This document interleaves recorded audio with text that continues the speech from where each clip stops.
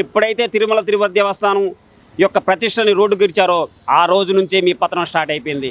ఇక మీ పతనం మొదలైంది. రానున్న రోజుల్లో రోజు రోజుకి మీ ప్రతిష్ట దిగజారిపోయి అధపాతాళానికి వెళ్ళిపోయి కిలోమీటర్ గొయ్యి తీసా గోతులో ఆ తెలుగుదేశం పార్టీ అని జనసేనను పాతిపెట్టే రోజులు దగ్గరలోనే ఉన్నాయి. డిక్లరేషన్ కావాలా? ఈ చంద్రబాబు నాయుడు పవన్ కళ్యాణ్కి రేపటి నుంచి ఒక ఏదైనా మసీదులోకి వెళ్ళాలి అంటే ఇస్లామిక్ మతాచారం ప్రకారం ఎవరైనా అన్యమతస్తులు మసీదులోకి వెళ్ళాలన్నా ప్రార్థన చేయాలన్నా సరే వాళ్ళు ఇస్లామిక్ ఆచారాలు పూర్తిగా ఆచరించాలి. ముఖ్యంగా సుల్తీ చేయించుకోవాలి. నిజంగా డిక్లరేషన్ అడిగిన ఈ పవన్ కళ్యాణ్ చంద్రబాబు నాయుడుకు సుల్తీ చేయించి కానీ మసీదులో ప్రవేశపెట్టాలి. మీరు సుల్తీ చేయించుకొని మసీదులో రండి, సుల్తీ చేయించుకొని ఆ మసీదులోకి వెళ్ళి ప్రార్థనలు చేయండి. తక్షణమే చంద్రబాబు నాయుడికి పవన్ కళ్యాణ్ వీళ్ళిద్దరికీ హాస్పిటల్ తీసుకెళ్ళి సుల్తీ చేయించి రేపటి నుంచి మసీదులో నమాజ్ చెయ్యాలి అంటే వీళ్ళిద్దరు సుల్తీ చేయించి మసీదులో ప్రవేశపెట్టాలని చెప్పేసి ఏదైతే మసీదు సంబంధించిన పెద్దలు ఉన్నారో మత పెద్దలు ఉన్నారో వాళ్ళని నేనైతే వేడుకుంటున్నాను. ఎందుకంటే ఒక మనిషిని అది మతం ఏదైనా కానీ కులం ఏదైనా కానీ ఒక మనిషి ఒక మసీదుకి వెళ్తున్నాడన్నా చర్చికి వెళ్తున్నాడన్నా గుడికి వెళ్తున్నాడన్నా పూర్తిగా విశ్వాసంతో వెళ్తాడు. దానికి డిక్లరేషన్ ఈ మనిషి యొక్క డిక్లరేషన్ కావాలా? ఒక దేవుడి దగ్గరికి వెళ్ళడానికి మనిషి పర్మిషన్ కావాలా? కాబట్టి ఇది తాత్కాలికంగా వీళ్ళు క్షణికానందం పొందవచ్చు కానీ సత్యమేవా జయతే అనేది నిజంగా నిన్న సుప్రీంకోర్టు తీర్పుతో తేటతెల్లం అయిపోయింది. ఇక రానున్న రోజుల్లో మీ పతనం రోజు దిగజాటమే కానీ ఈసడంతా కూడా పెరిగే అవకాశం లేదని చెప్పి సందర్భంగా గట్టిగా చెప్తున్నారు. వీళ్ళు ఏమంటారు? తిరుమల తిరుపతి దేవస్థానానికి వెళ్ళడానికంట వీళ్ళ పర్మిషన్ కావాలి. అంటే ఒక డిక్లరేషన్ అనేది ఒక వ్యక్తి ఒక దేవాలయానికి వెళ్తున్నాడంటేనే ఆ దేవుడి మీద పూర్తి నమ్మకంతో వెళ్తున్నాడని అర్థం కదా. అతను సామాన్యమైన మనిషి కాదు కదా. ముఖ్యమంత్రి స్థాయి వ్యక్తి, ముఖ్యమంత్రి, మాజీ ముఖ్యమంత్రి, ప్రతిపక్ష నేత, అలాంటి వ్యక్తి ఎన్నోసార్లు పట్టు వస్త్రాలు సమర్పించిన వ్యక్తి, అలాంటి వ్యక్తిని ఈరోజు డిక్లరేషన్ అనే ఒక పేరు చెప్పి ఈరోజు ఆయన అడ్డుకున్నారు. ఈ దేవుడి నుంచి ఒక మానవుణ్ణి, ఒక భక్తుణ్ణి, ఒక విశ్వాసిని మీరు దూరం చేస్తున్నారు.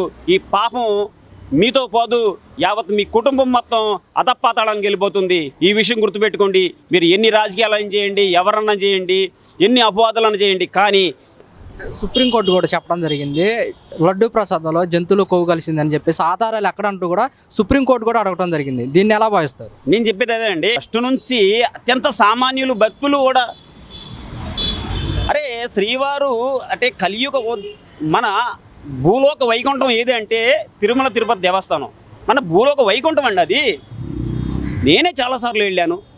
అక్కడికి వెళ్ళినంతసేపు నిజంగా నాకు ఎటువంటి బాధలు కానీ ఎటువంటి ఆలోచనలు కానీ రావు. నన్ను నేను మర్చిపోతాను అన్నమాట. మళ్ళీ తిరుమల నుంచి రిటర్న్ అయ్యేటప్పుడు అయ్యో అప్పుడే అయిపోయిందా, దర్శనం అయిపోయిందా, మనం వెళ్ళిపోతున్నామా అనే ఒక భావన కలుగుతుంది. అంటే నిజంగా మన భూలోక వైకుంఠం అని చెప్పడానికి నిజమైన నిదర్శనం తిరుమల తిరుపతి దేవస్థానం. అలాంటి దేవస్థానాన్ని అసలు ఎటువంటి ఆధారాలు లేకుండా నువ్వు మట్టుకు మీడియా ముందుకు వచ్చేసి నీ స్వార్థ రాజకీయాల కోసం ఎటువంటి ఆధారాలతో నిజంగా అండి సామాన్యులు అడిగే ప్రశ్నే ఇది. సామాన్యగన్యుల గొంతుకుగా ఈరోజు సుప్రీంకోర్టు జడ్జి గారు వేసారు ప్రశ్నలు ఇవి. ఈ ఆస్థాన లాయర్ ఎవరో ఉన్నారో లూద్రా అనేవాడు మిన్నుకుంటూ కూర్చుండిపోయాడు. అలా ఒక్కొక్క ప్రశ్న ఒక్కొక్క బాణంలాగా ఆ లూద్రా గుండెలో దూసుకెళ్ళిపోయింది. ఎటువంటి ఆధారాలతో మీరు ఇచ్చారు? మీ దగ్గర ఉన్న సాక్ష్యాలు ఏంటి? ఒకవేళ వస్తే ఆ లారీలు ఎక్కడున్నాయి, దేనికి వాడారు? మీరు ఓకే, ఇవన్నీ ఓకే, రైట్. సుప్రీంకోర్టు జడ్జి గారు చెప్పింది ఒకటేనండి, ఇవన్నీ ఓకేనండి. లాయర్ గారు ఎప్పుడో జరిగింది, ఇన్ని నెలలు ఎందుకు ఆగారు చెప్పండి. ఒకవేళ టెస్టులు ఓకే అనుకుందాం, నెయ్యి వాడారనుకుందాం, జంతువు సంబంధించిన కొవ్వు పదార్థాలు దాంట్లో కలిసాయి అనుకుందాం, ఘోరమైన తప్పిదం జరిగిందే అనుకుందాం. ఇన్ని నెలలు ఎందుకు ఆగారు? ఎవరు సంకనాకడానికి ఆగారు? అప్పుడే వారించవచ్చు కదా. చెప్పండి. అంటే ఎవరి మనోభావాలు మీకు అవసరం లేదు, ఎవరి నమ్మకాలు మీకు అవసరం లేదు, ఎవరి ఆలోచనలు మీకు అవసరం లేదు, ఎవరి భక్తి సంబంధించిన విషయాలు మీకు అవసరం లేదు. కేవలం మీ స్వార్థ రాజకీయాల కోసం నేను ఇప్పుడు అడుగుతున్నా చంద్రబాబు నాయుడిని, ఆ రోజు 2003 సంవత్సరంలో 1000 కాళ్ళ మండపాన్ని నువ్వు ఎందుకు కూల్చావు చెప్పు చంద్రబాబు నాయుడు? నువ్వు ఎందుకు కూల్చావు చెప్పు? ఆ స్తంభాల్లో, ఆ నీళ్ళ మానిగల్లో వజ్ర వైడూర్యాలు అని చెప్పేసి ఒక సిద్ధాంతి నీతో చెప్పబడ్డే కదా నువ్వు ఆ రోజు 1000 స్తంభ మండపాన్ని కూల్చింది. ఆ పాపం నీ తగిలే కదా అన్నాళ్ళు నువ్వు పదవికి దూరం అయ్యావు. కూల్చావు, కూల్చిన తర్వాత పునర్నిర్మించావా? పింక్ డైమండ్ని ఏం చేశావు? పింక్ డైమండ్ హుండీలో వేస్తే, కానుకలు వేస్తే ఆ కానుకలకి పింక్ డైమండ్ పగిలిపోయిందంట. ఎవరైనా సరే వజ్రాన్ని కొయ్యాలంటే వజ్రంతోనే కొయ్యాలని చెప్పేసి. కానీ ఇతను చెప్పేది టీవీ, సెల్ ఫోను, కంప్యూటర్ కనిపెట్టిన ఈ మహావేదావి చెప్పేది ఏంటంటే పింక్ డైమండ్ ఏదైతే హుండీలో ఉందో ఆ హుండీలో కానుకలు వేస్తుంటే ఆ కానుకలు బరువుకి, ఆ కానుకల యొక్క స్పీడ్కి పింక్ డైమండ్ పగిలిపోయింది, ముక్కలు అయిపోయిందంట. ఎంత చోద్యం, ఎంత విడ్డూరం! పింక్ డైమండ్ ఎలా పగిలిపోయింది, ఎవరు పగలు కొట్టారు, ఆ పగిలిపోయిన మొక్కలు ఎక్కడెక్కడ ఉన్నాయి, నీ మనవడి వేలుకు తొడిగావా లేదా? బయట తీయండి. దీని మీద కూడా సిబిఐ విచారణ జరిపించండి. 1000 కాళ్ళ మండపం 2023 సంవత్సరంలో దగ్గర 650 సంవత్సరాల చరిత్ర గల అత్యంత పురాతనమైన ఈ 1000 కాళ్ళ మండపాన్ని చంద్రబాబు నాయుడు ఎందుకు కూల్చాడు? రోజుగా తిరుమల యొక్క ప్రతిష్టను దిగజార్చడానికి పుట్టాడు ఈ చంద్రబాబు నాయుడు. అలిపిరిలో నువ్వు బాంబు బ్లాస్ట్ చేయించుకున్నావా? ఆత్మహత్యాయత్నం చేసుకున్నావా? అక్కడి నుంచి మొదలుకొని ఈ రోజు వరకు కూడా తిరుమల ప్రతిష్టను దిగజార్చడానికి ఈ దుర్మార్గుడు, నారారూప రాక్షసుడు వచ్చాళ్లే కానీ ఏ రోజు కూడా తిరుమల ప్రతిష్టను పెంచే ఆలోచన చేయలేదు.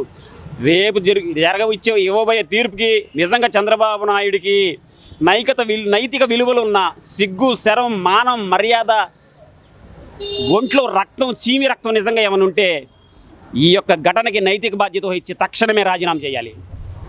రాజీనామా చేసేసి అలా పడేయాలి గవర్నర్ గారికి. ఇస్తే మహాప్రభు, నేను చేసిన తప్పు అయిపోయింది, నేను ఎటువంటి ఆధారాలు లేకుండా ఎవరూ క్షమించరని అభియోగం చేశాను తిరుమల తిరుపతి దేవస్థానం మీద. ఈ అభియోగానికి నేనే బాధ్యుడిని. వాడెవడో చెప్పాడు, నేను వంట బాసుకొని నేను చెప్పాను. దీనికి పూర్తిగా నైతిక బాధ్యత వహిస్తానని చెప్పి క్షమాభిక్ష వేడుకొని తక్షణమే నైతిక బాధ్యత వహిస్తూ రాజీనామా చేయాలి చంద్రబాబు నాయుడు. పవన్ కళ్యాణ్ వీళ్ళిద్దరు రాజీనామా చేయాలి. తక్షణమే రాజీనామా చేస్తే కానీ ఆ భగవంతుడు, కలియుగ దైవం వెంకటేశ్వర స్వామి, అలాగే హిందూ సమాజం నిన్ను క్షమాభిక్ష పెడుతుంది. కాబట్టి నిజంగా ఇలాంటి తప్పిదాలు చంద్రబాబు నాయుడు, పవన్ కళ్యాణ్ కాదు, ఈ తీర్పు యావత్ భారతదేశం మొత్తానికి ఒక చంపపెట్టుగా వచ్చింది. ఎవడైనా సరే తిరుపతి దేవస్థానం మీద కన్నెత్తి చూడాలన్నా సరే, నోటికి వచ్చినట్టు వాగాలన్నా సరే, పాంచత ఒక్కొక్కడికి పుచ్చిలు పగిలిపోయేలాగా వచ్చిన తీర్పుకి నిజంగా యావత్ భారతదేశం మొత్తం సలాం చేస్తుంది. దీక్ష ప్రాయశ్చిత్త దీక్ష కాదు, పశ్చాత్తాప దీక్ష చేయాలి ఈ రోజు నుంచి. వీళ్ళిద్దరూ తండ్రి కొడుకులు ఇద్దరు, పవన్ కళ్యాణ్, చంద్రబాబు నాయుడు ఇద్దరు, వీళ్ళిద్దరూ పశ్చాత్తాప దీక్ష చేసి యావత్ హిందూ సమాజానికి వీళ్ళు క్షమాభిక్ష ప్రసాదించమని వేడుకోవాలి. వీళ్ళు ఏమంటారంటే జగన్మోహన్ రెడ్డి గారిని